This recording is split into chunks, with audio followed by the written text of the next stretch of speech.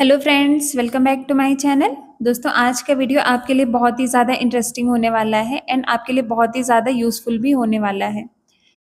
दोस्तों, आज के वीडियो में मैं आपको बताऊंगी मेडिकल कॉलेज में फ्रेशर्स के साथ में कैसे ट्रीट किया जाता है एंड सीनियर जूनियर का इंटरेक्शन कैसा होता है, क्या सीनियर्स जूनियर्स की रैगिंग करते हैं एंड एंटी रैगिंग पीरियड क्या होता है एंड जब स्टार्टिंग में जब भी फ्रेशर्स आते हैं तो उनके साथ में कैसे बिहेव किया जाता है। ये सारी बातें आज की वीडियो में मैं आपको बताऊंगी। दोस्तों, वीडियो को लास्ट तक ज़रूर देखिएगा। वीडियो बहुत ही ज़्यादा इंटरेस्टिंग होने वाला है एंड ये आपके लिए बहुत ही ज़्यादा यूज़फुल भी होने वाला है अगर आप एज अ फ्रेशर आ रहे हैं मेडिकल कॉलेज में। तो चलिए शुरू करते हैं। दोस्तों, अब मैं आपको मेडिकल कॉलेज की सबसे पहली रियलिटी बताने जा रही हूँ, जो कि हो सकता है कि कुछ बच्चों को पहले से ही पता हो, बट कुछ बच्चे ऐसे होंगे जिनको ये बात नहीं पता होगी। दोस्तों, जब भी आप मेडिकल कॉलेज में जाते हैं तो जो भी आपके सीनियर्स होते हैं, आपको उनको बॉस बोलना पड़ता है। दोस्तों, हो सकता है कि सभी एम्स में ऐसा रूल ना हो, बट दोस्तों अगर मैं पर्टिकुलरली एम्स बिलासपुर की बात करूं तो यहाँ पे आपके जितने भी सीनियर्स हैं आपको उनको बॉस बोलना पड़ता है।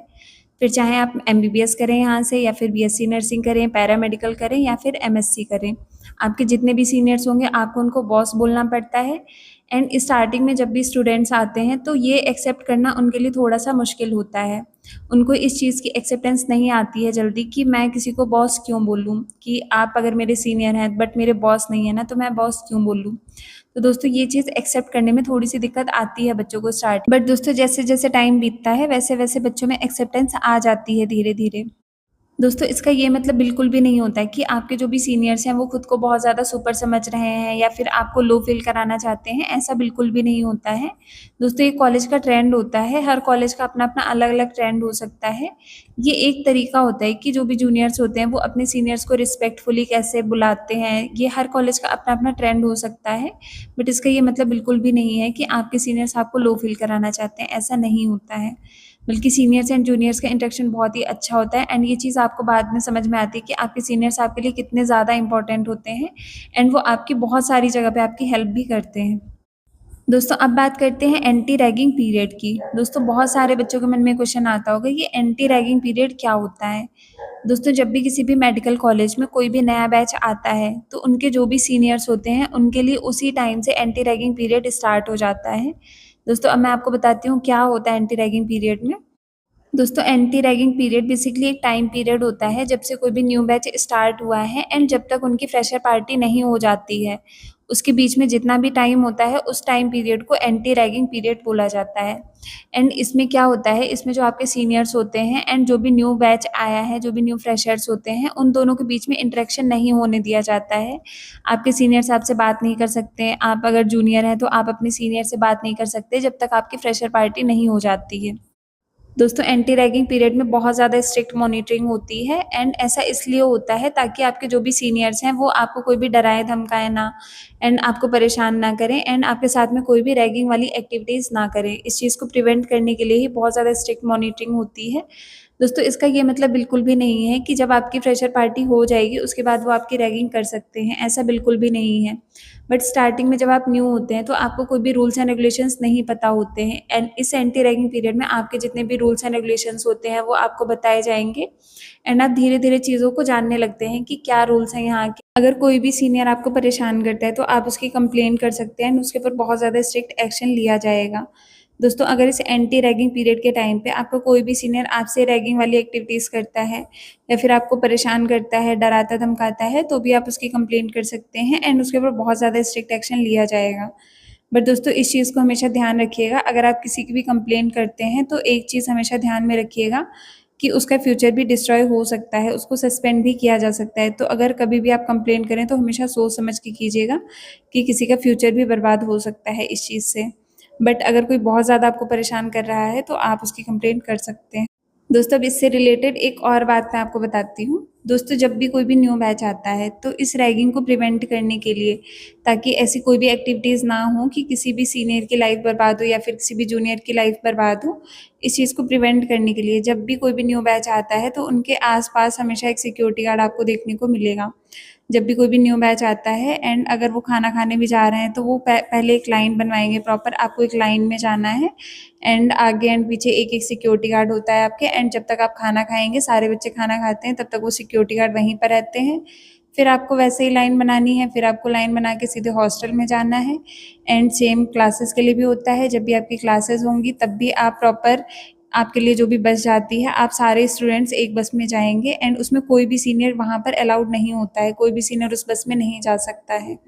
जब तक आपकी फ्रेशर पार्टी नहीं हो जाती तब तक आप सीनियर से इंटरेक्शन नहीं करते हैं। एंड उस बस में भी आपके कोई भी सीनियर नहीं जा सकते हैं, अगर कोई जाता भी है तो उसको मना कर दिया जाता है एंड सिर्फ और सिर्फ जूनियर्स ही जाएंगे। एंड जब भी आपकी क्लासेस चलती हैं वहाँ पर भी एक सिक्योरिटी गार्ड अवेलेबल होता है, जब भी आप लंच के लिए आएंगे तब भी वो सिक्योरिटी गार्ड आपके साथ में होगा, मतलब हर टाइम आपके साथ में एक सिक्योरिटी गार्ड रहेगा सभी बच्चों के साथ में। दोस्तों स्टार्टिंग में आपको ऐसा लग सकता है कि आपसे आपकी आज़ादी छीन ली गई है एंड बहुत ज़्यादा रिस्ट्रिक्शन आपको लग सकती है, बट दोस्तों ऐसा सिर्फ इसलिए है ताकि कोई भी सीनियर्स आपको परेशान ना कर सकें।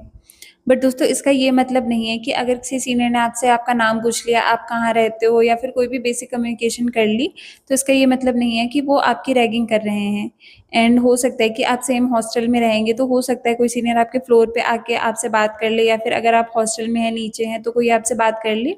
इसका ये मतलब नहीं है कि वो आपकी रैगिंग कर रहा है। तो हमेशा कोई भी डिसीजन ले तो हमेशा सोच समझ कर ही लीजिएगा। दोस्तों बहुत ज़्यादा इंटरेक्शन नहीं करनी है, बट इसका ये मतलब भी नहीं है कि आप बिल्कुल इंटरेक्शन नहीं कर सकते। आप इंटरेक्शन कर सकते हैं, आप बात भी कर सकते हैं, बट बहुत ज़्यादा इंटरेक्शन नहीं करनी है। आप हो सके जितना हो सके इस चीज़ को अवॉइड करें जब तक कि आपकी फ्रेशर पार्टी नहीं हो जाती। बट जब आपकी फ्रेशर पार्टी हो जाती है उसके बाद से आप प्रॉपर अपने सीनियर से बात कर सकते हैं, हर चीज़ पूछ सकते हैं। देन उसके बाद में आपके ऊपर कोई भी रेस्ट्रिक्शन नहीं रह जाती है, कोई भी सिक्योरिटी गार्ड आपके साथ में नहीं जाएगा, आप फ्री हैं, आप जब चाहें मेस जा सकते हैं, जब चाहें घूमने जा सकते हैं।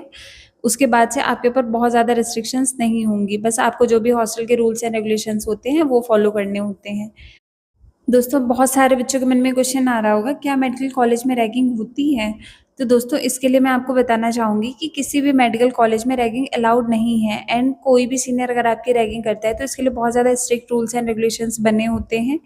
एंड कोई भी आपकी रैगिंग नहीं कर सकता है। इसके बाद भी अगर कोई आपकी रैगिंग करता है तो आप उसकी कंप्लेन कर सकते हैं। एंड आपको डरने की बिल्कुल भी ज़रूरत नहीं है। अगर कोई भी आपको हैरास करता है, कोई भी बदतमीज़ी करता है आपके साथ, या कुछ भी आपको परेशान करता है, तो आप उसकी कंप्लेन कर सकते हैं एंड उसके ऊपर बहुत ज़्यादा स्ट्रिक्ट एक्शन भी लिया जाता है। दोस्तों जैसे कि मैंने आपको बताया कि कोई भी सीनियर आपकी रैगिंग नहीं कर सकता है, बट दोस्तों एज़ अ सीनियर वो आपसे छोटा-मोटा काम ज़रूर करवा सकते हैं। हो सकता है कि वो आपसे कुछ अपने असाइनमेंट्स बनवा लें, अपने पोस्टर्स बनवा लें, चार्ट्स बनवा लें, या फिर कोई भी छोटा-मोटा काम वो आपसे करवा सकते हैं। बट अगर आप उसके लिए भी विलिंग नहीं हैं तो आप उन्हें सीधे मना कर सकते हैं। बट अगर आपको लगता है कि वो भी कल को इन फ्यूचर वो भी आपके काम आएँगे तो आप उनका वो काम कर सकते हैं। दोस्तों ये आपकी विलिंग पे डिपेंड करता है कि आप उनका काम करना चाहते हैं या फिर नहीं करना चाहते हैं। बट रैगिंग नहीं होती है यहाँ पर, बट ये होता है कि छोटा-मोटा काम आपसे करवा सकते हैं। बट ये भी आपकी विलिंगनेस पे डिपेंड करता है कि आप वो करना चाहते हैं या फिर नहीं करना चाहते हैं। दोस्तों अब मैं आपको बताऊँगी फ्रेशर पार्टी के बारे में। दोस्तों फ्रेशर पार्टी क्या होता है, आपसे जो भी जस्ट अबव जो बैच होता है, जो आपसे जस्ट सीनियर बैच होता है, वो आपको फ्रेशर पार्टी देते हैं। एंड ये कब होती है, ये लगभग 1 महीने बाद आपकी फ्रेशर पार्टी हो जाती है। दोस्तों अब मैं आपको बताती हूँ फ्रेशर पार्टी का क्या मतलब होता है। दोस्तों फ्रेशर पार्टी का मतलब होता है आपके जो भी सीनियर्स होते हैं उनके साथ में आपका इंटरेक्शन करवाना। फ्रेशर पार्टी का मेनली यही पर्पस होता है कि आप जो है अपने सीनियर से बात कर सकते हैं एंड आप उनसे इंटरेक्ट कर सकते हैं, आप जान सकते हैं उनके बारे में, एंड आपके जो भी सीनियर्स होते हैं वो आपके बारे में जानते हैं। दोस्तों 1 महीने के अंदर-अंदर आपकी फ्रेशर पार्टी हो जाती है, और ये इतना टाइम इसलिए दिया जाता है इसको, ताकि आप उस टाइम पीरियड में जो भी कॉलेज के रूल्स एंड रेगुलेशंस हैं वो अच्छे से जान जाएँ, एंड कॉलेज में आपके जो भी फ्रेंड्स हैं वो आपके बन जाएँ, ताकि आप वहाँ पर अकेला ना फ़ील करें। देन उसके बाद में आपका सीनियर से इंटरेक्शन करवाया जाता है, ताकि आपको कोई भी परेशानी ना आए। दोस्तों अब मैं आपको एक और इंटरेस्टिंग चीज़ आपको बताने वाली हूँ, वो है अपने सीनियर्स को विश करना। दोस्तों जहाँ भी आप अपने सीनियर्स को देखेंगे आपको उनको विश करना पड़ेगा। आप अगर मॉर्निंग में जा रहे हैं तो आपको गुड मॉर्निंग बॉस, अगर आप आफ्टरनून में अगर आप लंच करने जा रहे हैं तो गुड आफ्टरनून बॉस, इवनिंग में जा रहे हैं तो good evening boss, good night boss, ये सारी चीज़ें आपको बोलनी पड़ेंगी। आपको जहाँ भी अपने सीनियर्स को देखते हैं आप प्रॉपर, बहुत सारे सीनियर्स ऐसे बोलते हैं कि आप प्रॉपर 90 डिग्री पे बेंड होके आप बोलिए, उनको विश कीजिए। बट ये आपकी चॉइस है, अगर आप 90 डिग्री पे बेंड होके उनको विश करना चाहते हैं तो आपकी मर्ज़ी है अगर आप करना चाहते हैं, बट अगर आप नहीं करना चाहते तो कोई भी आपको फ़ोर्स नहीं कर सकता कि आप 90 डिग्री पे बेंड होकर ही विश कीजिए। बट बहुत सारे सीनियर्स का ये कंसर्न होगा, आप उनको विश कीजिए एंड जितने भी बच्चे आप सारे जूनियर्स होंगे आपको उनको विश करना पड़ता है। एंड इसमें आप ये नहीं बोल सकते कि वो आपकी रैगिंग कर रहे हैं। ये एक रिस्पेक्ट देने का तरीका होता है कि वो आपके सीनियर्स हैं एंड आप उनकी रिस्पेक्ट कर रहे हैं एंड आपको विश करना पड़ता है अपने सीनियर्स को। तो दोस्तों आज की वीडियो में मैंने आपको बहुत सारी ऐसी-ऐसी इंटरेस्टिंग बातें बताई हैं जो शायद आप कैंपस में आने के बाद जान सकते थे। दोस्तों मैं चाहती हूँ कि आप एकदम वेल प्रिपेयर होके कैंपस में आइए और आपको किसी से भी डरने की ज़रूरत नहीं है एंड आपको अपने सीनियर से भी डरने की ज़रूरत नहीं है। बट इसका ये मतलब नहीं है कि आपको उनकी रिस्पेक्ट नहीं करनी है, आपको प्रॉपर उनकी रिस्पेक्ट करनी है, अच्छे से बात भी करनी है। बट आपको किसी भी चीज़ से डरने की ज़रूरत नहीं है। आप एकदम वेल प्रिपेयर होके आइए, फुल कॉन्फिडेंस में आइए एंड कैंपस में एकदम धूम मचा के जाइए। दोस्तों नेक्स्ट वीडियो में आपको फ्रेशर पार्टी पे भी एक सेपरेट वीडियो मैं बनाऊंगी जिसमें मैं आपको बताऊंगी फ्रेशर पार्टी में क्या होता है। सो थैंक यू दोस्तों, आज के लिए बस इतना ही। फिर मिलते हैं नेक्स्ट वीडियो के साथ में। एंड अगर आपको मेरा वीडियो पसंद आए तो प्लीज़ चैनल को लाइक करें, अपने ज़्यादा से ज़्यादा दोस्तों के साथ में शेयर करें और चैनल को सब्सक्राइब करना बिल्कुल ना भूलें। एंड अगर आपको कोई भी डाउट आता है तो वो आप कमेंट सेक्शन में पूछ सकते हैं। थैंक यू दोस्तों।